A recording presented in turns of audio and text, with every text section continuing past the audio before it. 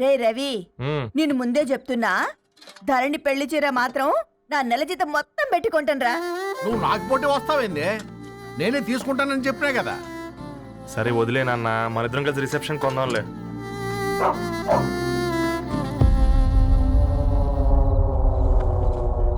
అయ్యో బాబు మీరా? ఓ, పర్లేదు, లోపల రండి. ప్లీజ్, కింద ప్లీజ్ మంచం. కమ్. పాపం మీరా? ఆ, అంకుల్. రండి రండి రండి రండి. రండి బాబు రండి, కూర్చోండి కూర్చోండి కూర్చోండి. ఈ టైంలో వచ్చారేంటండి? పొద్దుటి నుంచి పెళ్లి షాపింగ్ చేస్తూ వచ్చేసరికి ఈ టైం అయిందండి. యాక్చువల్లీ మార్నింగ్ డాడీ తెచ్చరమన్నారు. ఏంది బాబు ఇది? డబ్బండి. మా పద్ధతి ప్రకారం మగ పెళ్లివారి బట్టలకు ఆడపెళ్లివారే ఇస్తారండి. ఏంటి బాబు ఇది? మాకు డబ్బులు ఎందుకు? అయినా ఉన్నంతలే మేము కొనుక్కుంటాంలేండి. పర్లేదంటీ, ఉంచండి. ఇంత బరువు మా మీద ఎత్తొద్దయ్యా, మొయ్యలేం. 5 లక్షలకే ఇలా అంటున్నారు. రేపు మా ఇంటి లక్ష్మి మీ ఇంటికి రాబోతుంది. ఎలా మోస్తారు? నా కూతురులాగా చూసుకుంటానయ్యా. ఏ మాట సంగతి తర్వాత, ముందు పోయి చాయ్ పెట్టి. 10 అవుతుంది అంకుల్, ఈ టైంలో చాయ్ ఏంటి? ఆంటీ ఉంటే అన్నమే పెట్టండి ఆంటీ. ఈ షాపింగ్లో పడి పొద్దు నుంచి అసలు ఏం తెలియదు, చాలా ఆకలిస్తుంది మాకు. ఉండండి, 2 నిమిషాలు తయారు చేస్తాను. ఆంటీ ఉన్నదే పెట్టండి ఆంటీ. రేపు పెళ్ళాక మా చెల్లికి రోజు స్పెషల్ చేసి పెట్టరు కదా.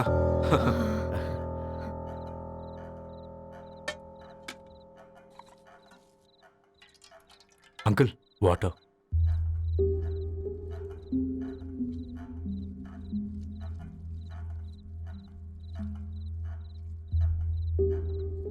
ఏంట్రా అలా కలుపుతున్నావు? ఆంటీ 4 ఇళ్లలో వంట పని చేస్తుంది. ఇంట్లో రోజు 4 రకాల కూరలు ఉంటాయనుకున్నావా ఏంటి? కమా తిను.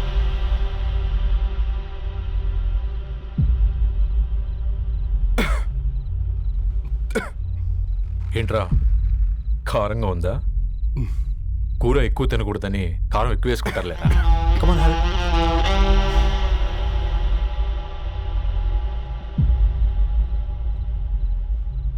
ఏంటి అటు ఇటు చూస్తున్నావు? కొట్టుకారం తింటూ గీ ఎక్స్పెక్ట్ చేయకూడదు. కమన్ తిను. ముద్ద దిగట్లేదా?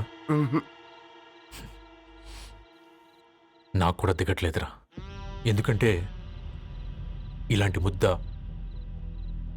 ఈ గొంతుకి అలవాట్లేదు. కానీ అలవాటు చేసుకోవాలి. రేపు పెళ్ళాక మన చెల్లి కూడా ఇదే కదా తినాల్సింది. ఇలా ముద్ద గొంతులో దిగుతుంటే గొంతంతా మంటగా ఉంది, గుండెంతా మంటగా ఉంది. కానీ దానికి తప్పదురా, లైఫ్ లాంగ్ ఇదే తినాలి. ఇదిగో ఇక్కడే పడుకోవాలి. ఏంట్రా అలా చూస్తున్నావు? ఒకే రూమ్ అన్నా? ఫస్ట్ నైట్ వాళ్ళు బయట పడుకుంటారా? ఆ తర్వాత ఎలా అన్నా? ఆ తర్వాత అందరూ కలిసే పడుకుంటారా? వాళ్ళు అటు తిరిగి, వీళ్ళు ఇటు తిరిగి. అది అపోలో హాస్పిటల్లో పుట్టిందిరా. దాని పిల్లలు ఆ గాంధీలో పుడతారు. మన పిల్లలు ఆక్రిడ్జ్కి వెళ్తారు. దాని పిల్లలు ఆ బ్రిడ్జ్ పక్కన ఉన్న గవర్నమెంట్ స్కూల్కి వెళ్తారు. పర్లేదు, దాన్ని మాటిచ్చాడు కదా, ఫాలో అవుతాం. కానీ రవి, ఒక్క మాట. నువ్వు ఒక పేపర్ బాయ్వి.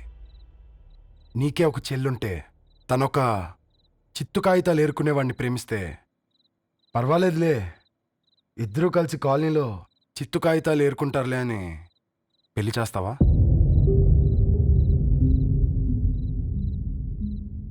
చూడండి ఆంటీ, ప్రేమ 2 వ్యక్తుల ప్రమాణం, పెళ్లి 2 కుటుంబాల ప్రయాణం. ఆ ప్రయాణంలో మంచికి చెడుకి మీ ఇంటికి వస్తే ఇలా నట్టింట్లోకి షూలు వేసుకుని వస్తాం. బాధ ఇప్పుడు ఒకవైపే ఉంది, భవిష్యత్తులో 2 వైపులా ఉంటుంది. 4 ఇళ్లలో పని చేసుకునేవారు గద్వాల్ రెడ్డి వారి ఆహ్వాన పత్రిక ఇప్పుడు ఇక మీ చేతుల్లో ఉంది.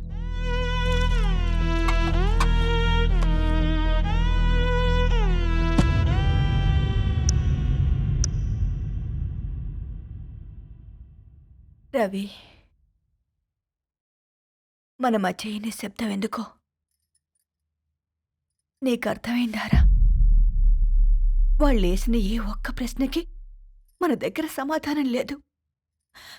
ఆ పిల్లాడు అడిగాడు, కాగితాలు ఏరుకునేవాడైతే మీరిచ్చేవారా అని. గద్వాల్ రెడ్డి గారి ఫ్యామిలీతో పోలిస్తే మన స్థాయి అదే కదరా.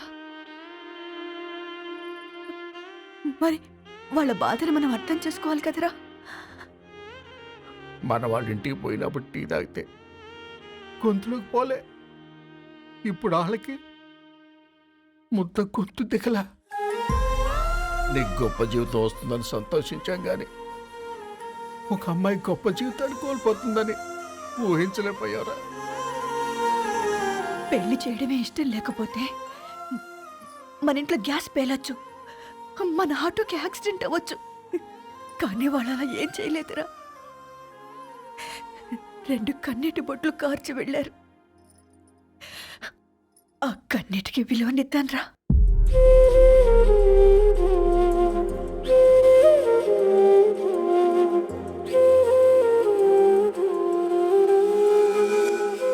అమ్మ మాటలు నిజం అనిపించాయి. ఈ రోజుల్లో ప్రేమకు స్థాయి భేదం లేదు అనే మాట అబద్ధం అనిపించింది. ఆ రాత్రంతా ఆలోచించాను. ఏ అక్షరాలైతే మమ్మల్ని కలిపాయో అవే అక్షరాల్లో రాసుకున్నాను, తనకు శాశ్వతంగా దూరం కావాలని. నెక్స్ట్ ఏం జరిగిందో ఏం లేదేంటి? తర్వాత ఏమై ఉంటుంది? పిచ్చోడ్లా ఉన్నాడేంటి? శాశ్వతంగా దూరం కావడం ఏంటి? అతను అక్కడ రాసిన డైరీ ఇక్కడికి ఎలా వచ్చింది? Oh my god, something has gone wrong.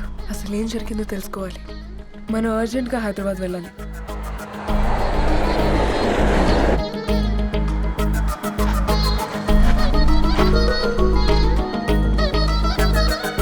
Hello, Gadwal Reddy గారి ఇల్లు అలా స్ట్రైట్ గా వెళ్ళి లెఫ్ట్ తీసుకోండి.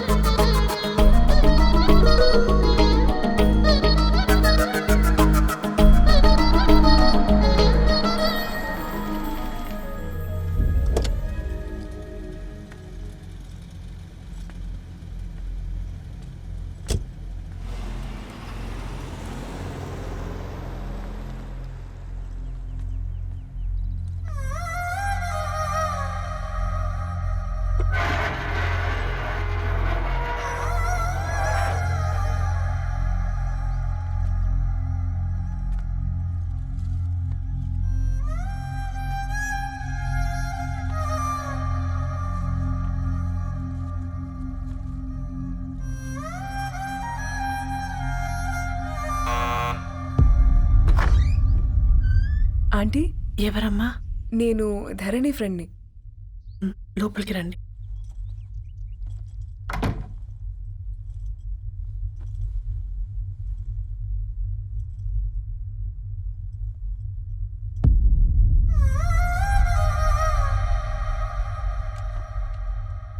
ఎవరమ్మా?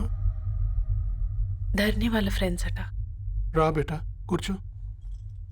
మంచినీళ్ళు తీసుకొస్తాను. ఆంటీ, వాటర్ వద్దా ఆంటీ? ఒకసారి ధరణిని పిలుస్తారా?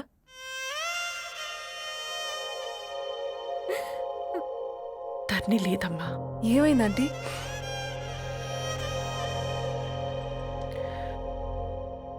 వాళ్ళ అన్నలు దాని మీద ప్రేమతో చేయకుండా పని చేశారు. అది మాకు వేయకుండా శిక్ష వేసింది.